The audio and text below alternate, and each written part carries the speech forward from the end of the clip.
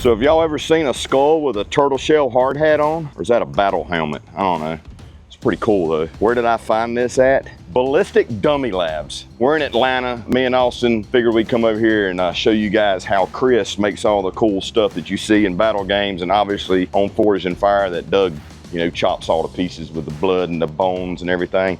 All that is made right here, 100%. Let's go see how it's made. This is BattlBox Dirty Jobs How It's Made edition. Dirty made. Let's go. Hey, Chris. Yeah. There you are. What's up, man? How's it going? Good. Thanks for coming. How you doing? Good deal. Good to see you. This is the man behind all the cool stuff you see on television with Doug, special effects guys, probably movies you've seen that has his stuff that he's built in there. You work hard for people to destroy stuff. It's kind of weird, but cool at the same time. I mean, that's what we build them for. Yeah. It's fun to watch them get destroyed. Yeah. What is that? Oh, well, this is one of our top secret projects we're working on right now. Secret. Everybody shh. So this is a life-size Tyrannosaurus Rex head. This is the flesh portion at the top of his head, the bottom of his head, and then his skeleton. So that's not foam.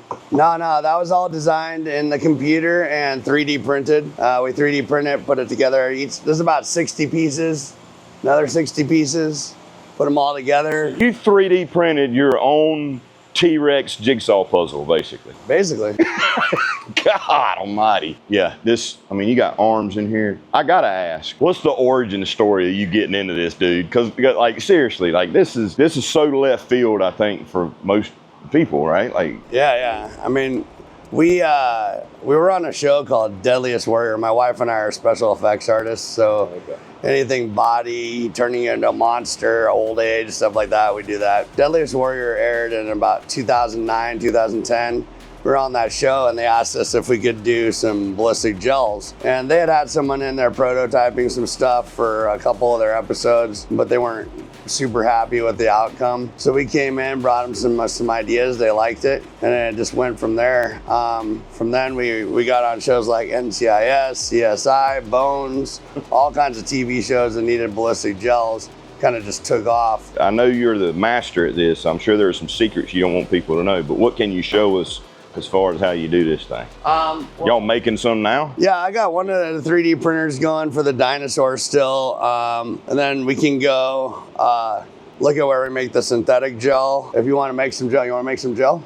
Yeah, I'll do. Yeah, man. Make some gel. Yeah, we'll dirty jobs it, man. I'm ready. I ain't scared to work.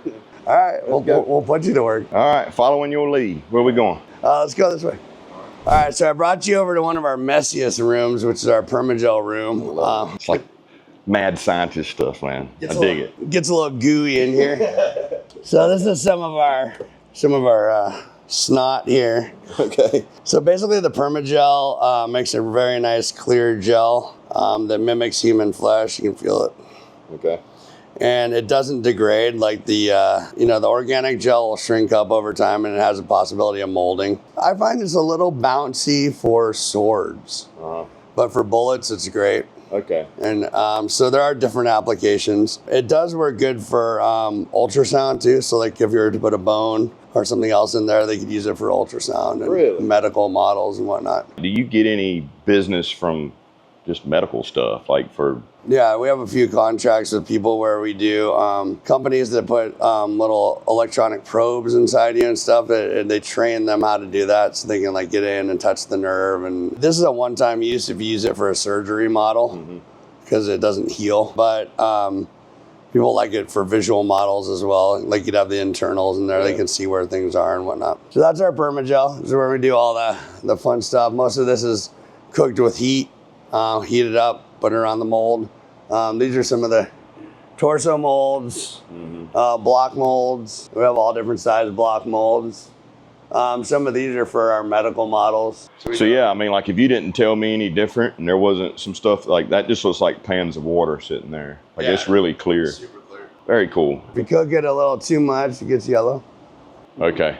So yeah, you got to find the sweet spot for temperature, right? Yeah. Very cool. These are called vacuform bucks. Basically what they are is they go on a vacuform machine so that you can make an impression of them. So that's our nice homemade vacuform machine over there. It's a 4x4. It'll heat up the plastic, this black plastic, and then it'll form to this. And what that does is it gives us a shell to ship it in, so it protects it. So it's a way that we protect our stuff during shipping. We have, faces, busts, torsos. We have pretty much, these are kind of seconds that didn't quite make it, but you can see they form the body, and then you can ship it safely.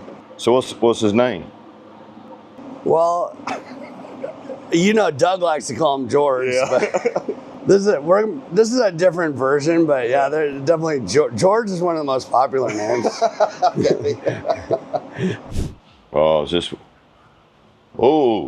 It's cold in here. That actually felt a little weird there for a second. It's like I'm walking into a freaking walk-in cooler with body parts.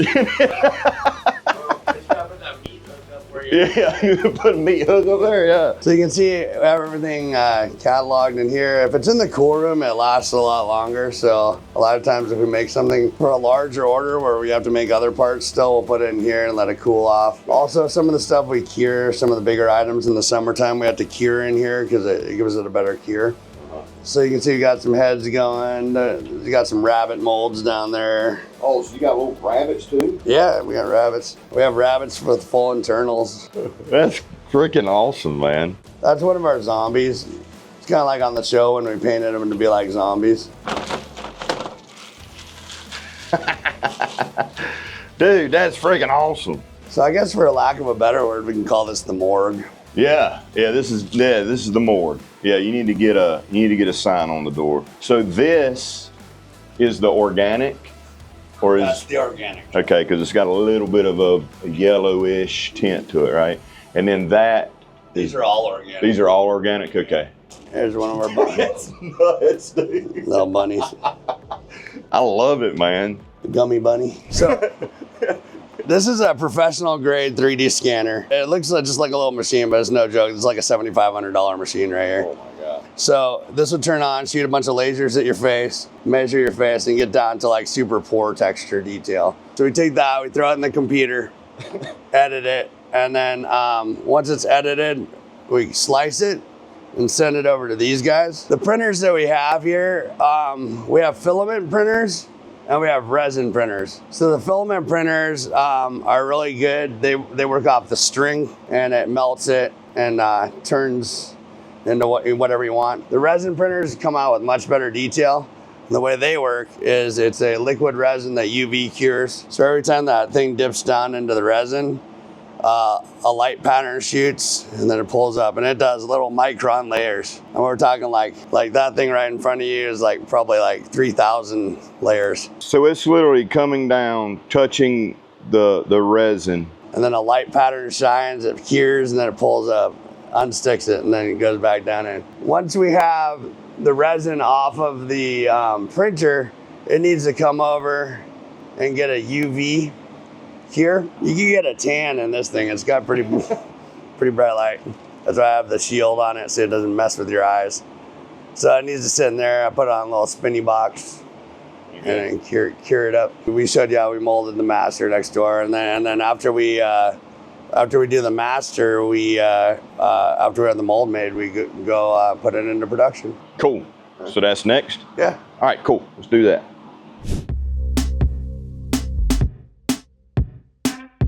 Ooh, that is hot.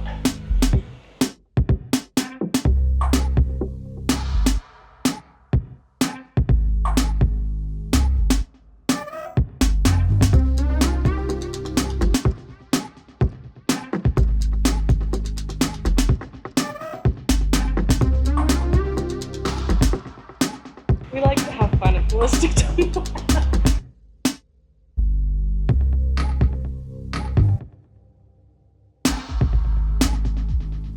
This was a lot of fun, man. I'm glad you guys came by. Thanks. Yeah. George had fun. Oh yeah. Yeah, we brought him out of the cooler. So yeah, essentially we made this, but with guts, down to about the waistline, which was really cool, man. That was a blast. Thanks for letting me do that. Of course. Yeah. I mean, I never would have thought I'd get to make one.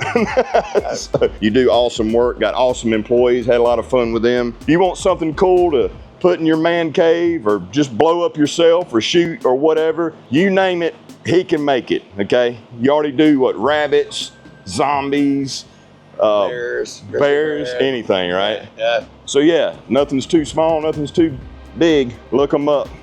Ballistic Dummy Lab, right there, all right? He's making something custom for BattlGames Season 2, which we're filming in a few months. Doug's gonna be there. I don't even know what it's gonna be. All I know is it's custom. Having seen that, it's not that, but having seen that, I can't wait to see what it is. So if you wanna see this in action, be sure to watch BattlGames Season 2. If you want a taste of it, you were at Season 1, right? He had these. We did some knife tests with a knife that Doug, at that point, that was a prototype, that and it worked, right?